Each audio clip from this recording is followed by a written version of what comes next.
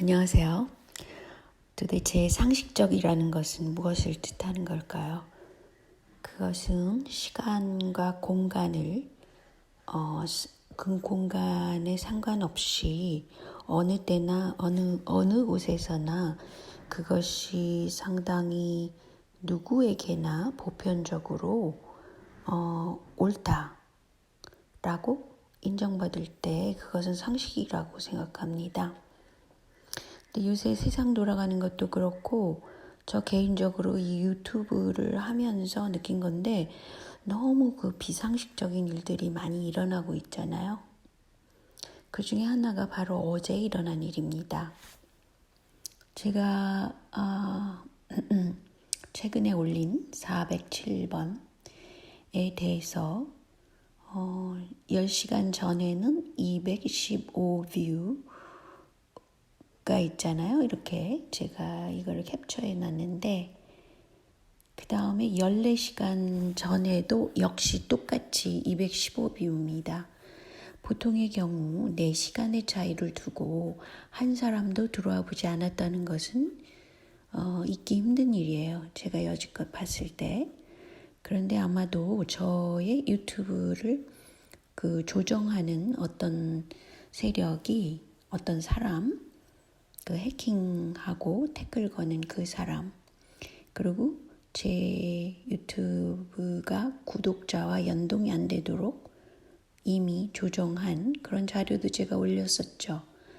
그 사람이 조금 머리가 잘 안 도는지 아니면 요새 바쁘든지 둘 중에 하나거나 아니면 제 유튜브의 그 뷰어 수를 한 200명 정도로 생각하는 것 같아요. 더 이상은 올라가면 안 된다. 그러길래 4시간 동안 아무도 들여다보지 않는 것으로 해서 자료를 해서 이미 세팅된 그 뷰어 수를 올린 것이죠. 글쎄요, 저는 이게 상당히 이상하다고 생각합니다. 이상하다는 것은 상식적이지 않다는 것이죠.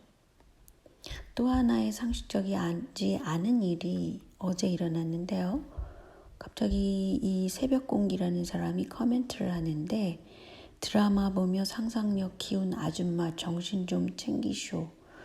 그래막 하면서 굉장히 막말을 하더라고요. 남자가 그것도. 그래서 이 새벽공기라는 사람이 도대체 누굴까? 저는 저를 태클 거는 쪽이 중국 쪽에서이거나 또는 유튜브 자체이거나, 왜냐하면 제가 이메일도 보냈는데 아무런 연락이 없거든요. 이런 이상한 일이 있다, 그러니까 교정해달라 그랬는데 아무런 연락이 없습니다.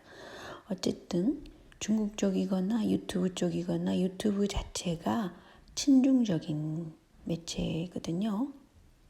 구글이 그렇듯이 구글이 유튜브를 소유하고 있어요. 그래서 또는 문재인 정부거나 또는 아주 급진보적이라서 그런 쪽이거나 혁명을 꿈꾸는 사람이거나 그렇지 않겠어요? 저 그렇게 혁명을 꿈꾸는 사람하고 친하지 않거든요. 그런데 어쨌든 이 새벽공기라는 이 사람을 제가 눌러봤어요. 그랬더니 이 눈을 왜 반쪽만 했을까요? 그거 이상하죠? 그래서 인민의 방송이라는 것을 이 사람이 아마 가지고 있는 것 같아요. 노뷰라고 그러고 이상하게도 3주 전에 이것을 만드는 거예요. 그리고 디아블로 XL이라는 게 무슨 게임일 수도 있고, 그 이름을 봐서는 굉장히 블랙하고 디아블로 하면은 어둠의 세력이잖아요. 그리고 마귀적인 그런 마가낀 그런 걸 뜻하기도 하고 게임에도 아마 들어있을 것 같은데, 근데 3주 전에 이상하게 이것도 이 사람이 세팅한 거예요. 이 사람을 눌러보니까 딱 요거만 있는 거예요. 그러니까 이게 약간 보통 그 평범한 상식적인 어떤 유튜버가 아니라는 거죠. 왜 인민의 방송이라는 말을 썼을까? 왜 디아블로를 썼을까? 굉장히 이상한 거예요, 이게. 그렇지 않겠어요?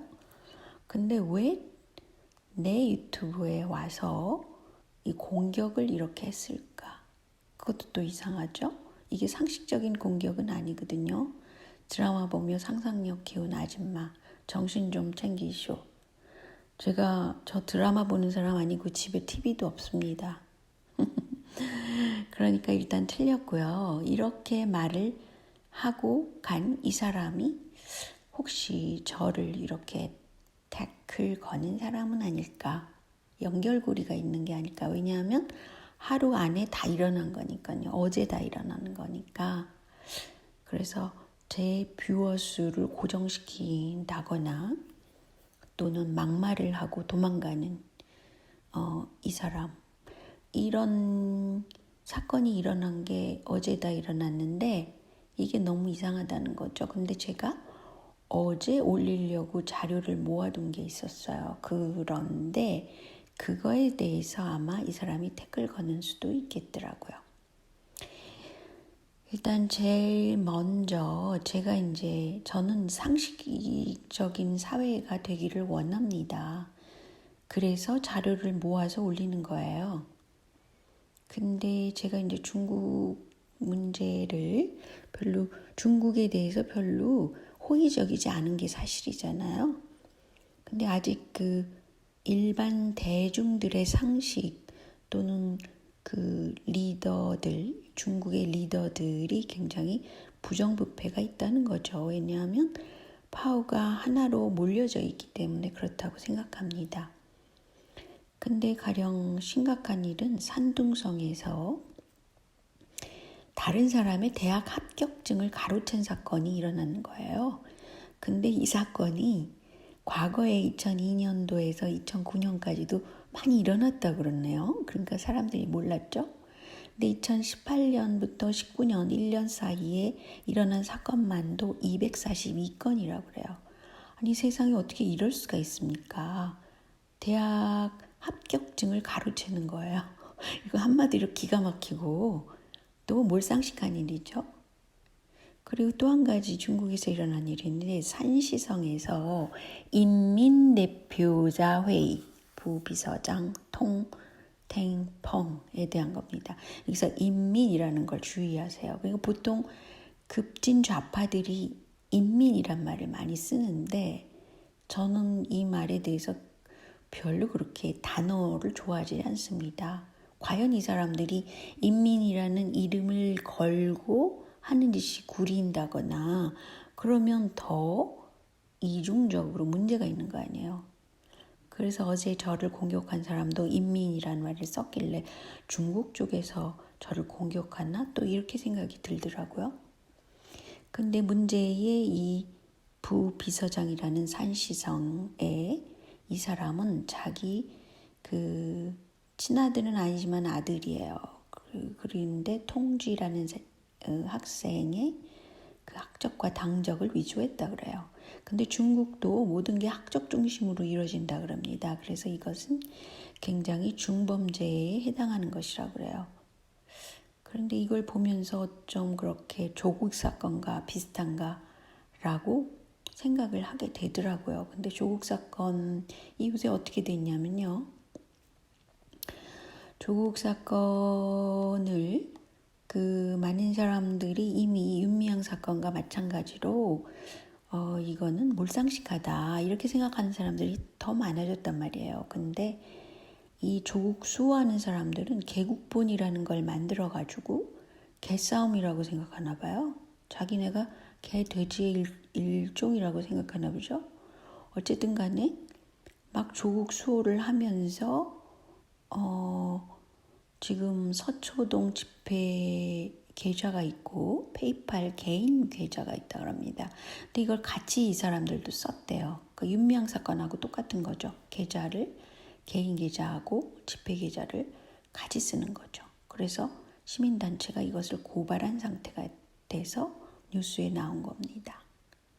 그러니까 조국 사건, 윤미향 사건 굉장히 비슷한 게 많고, 조국 사건은 특히 자기 자식에 대한 애정이 지나쳐서 공과 사를 구분 못한 그런 사실이 드러났기 때문에 공분을 산 거 아니에요.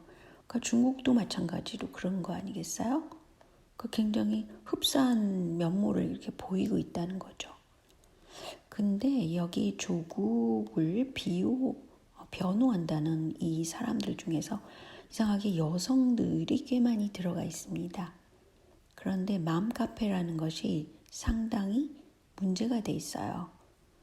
원래 맘카페라는 것은 당연히 그 엄마들의 카페이고 여성들의 카페이고 그 육아나 뭐 소비, 일반 소비를 얘기를 해야 되는데 갑자기 이것이 상당히 정치적으로 변화돼 있죠. 그거는 언제부터 그랬냐면 제가 생각할 때는 문재인 정부가 들었을 때 이 맘카페를 이용하기 위해서 그 굉장히 선거 전에도 이용을 했고, 그러니까 댓글 무대가 이 맘카페에 들어간 거니까 맘카페의 주인장들은 남자일 가능성도 많다는 거죠.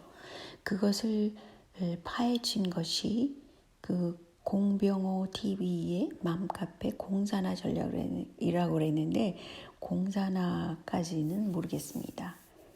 이 과연 문재인 정부가 그 친중 정부이긴 하지만 그렇게 공산화를 꿈꾸기 위해서 이렇게 여성들을 이용했나? 그런 것까지는 모르겠지만 아무튼 지역 맘카페와 그 더 민주당의 문재인은 큰 선거전을 같이 치렀다는 거죠. 그래서 이렇게 만나기도 하고 보통 이런 행동을 하지 않습니다. 이게 몰상식한 일이죠. 한마디로. 그러니까 여성들이 얼마나 감성적이고 그러는데 그것을 이용해가지고 막 부추겨가지고 드디어는 조국 사태처럼 또는 윤미향 사건처럼 그 몰상식한 것들이 막 일어났는데 그것을 공정하게 해결하기커녕 이것을 덮고 지나가기 위해서 그 여성들의 맘카페를 이용한 거죠. 그러니까 이 선동당한 거죠. 완전히 선동된 상태입니다. 그것의 주역에는 물론 그 댓글 부대를 달고 그랬던 그 유시민 조직이라든지 이런 조직들이 들어가 있다고 생각합니다. 요새 유시민 씨는 왜 이렇게 조용하고 어디가 있나요? 막간을 이어서 궁금하네요. 근데 이것이 맘카페가 2017년 드디어 국회의원과도 연관 짓고 있어요. 뭐 미세먼지 특별법 간담회를 할 때 왜 필이면 전국 맘카페화 하게 됩니까? 이게 이상하다는 거죠. 그래서 2019년 10월 자료에 그 조선일보에 난 걸 보면은요. 2007년도에는 사회적 기업 지원이 굉장히 적었는데 2019년에는 2,249곳으로 급증했다고 그래요.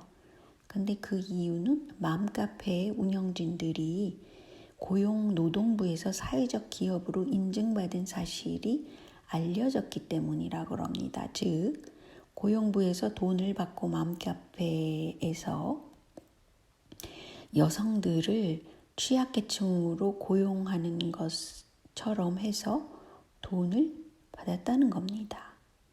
그런데 과연 이런 절차, 이런 과정이 상식적으로 생각되나요? 그렇지 않죠. 어떻게 정치권에서 이런 식으로 맘카페를 이용하면서 정권을 쥔 그쪽에서는 맘카페한테 돈까지 지불하게 되는 겁니다.